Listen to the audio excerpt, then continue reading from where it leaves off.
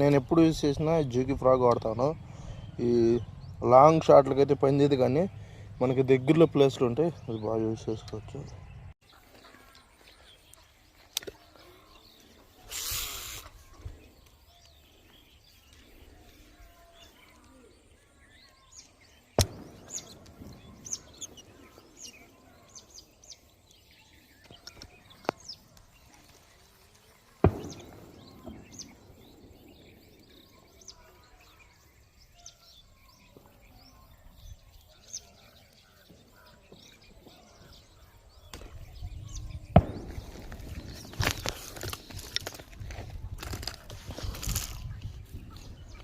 Friends, ఇప్పుడే చూపించాను కదా ఒరిజినల్ కొరమేలు వేసాను.